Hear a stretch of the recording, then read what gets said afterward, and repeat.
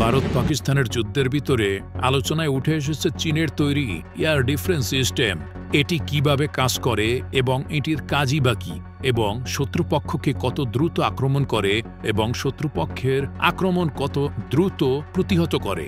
এছাড়াও ভারত পাকিস্তানের ভিতরে যুদ্ধ যে লেগেছে, এই যুদ্ধের ভিতরে কোন দেশ সবচাইতে শক্তিশালী দেশ, বিস্তারিত থাকছে ভিডিওতে।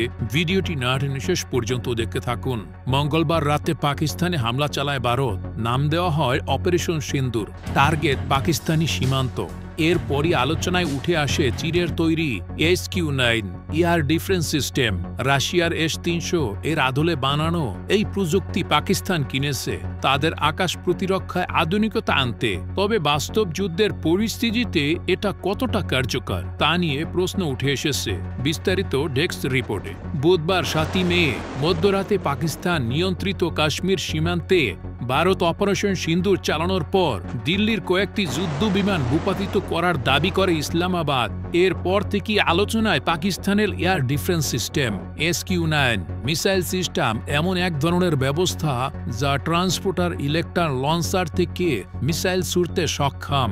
একটি সিস্টেমে থাকে 6 বা তার চেয়েও বেশি ট্রাক, আর একটি ট্রাকে থাকে 4টি করে মিসাইল কন্টেনার। প্রতিটি মিসাইলের ওজন প্রায় 2 টন, দৈর্ঘ্য 6.8 মিটার। শত্রুর যুদ্ধ বিমান, cruise missile, air to surface missile ও ছোট ব্যালিস্টিক মিসাইল ধ্বংসে সক্ষম এই প্রতিরক্ষা সিস্টেম।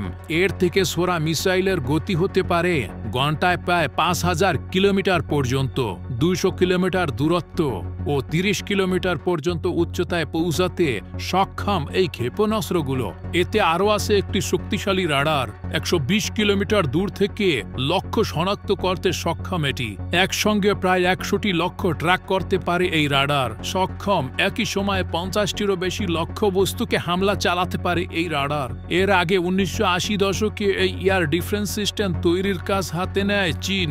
2009 সালে চীনে 60তম বার্ষিক সামরিক প্যারেডে প্রথম আনা হয় এই যুদ্ধ ক্ষেপণাস্ত্র।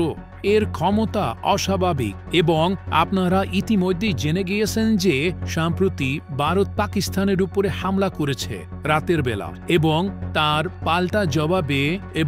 পাল্টা জবাবে কিন্তু পাকিস্তান ভারতের কয়েকটি যুদ্ধ বিমানকে ধ্বংস করে দিয়েছে এবং কিছু ড্রোনকেও ধ্বংস করে দিয়েছে। তাই আধুনিক এয়ার ডিফেন্স সিস্টেমের মাধ্যমেই তাদের ড্রোন এবং কিছু যুদ্ধ বিমানকে ধ্বংস করে দিয়েছে।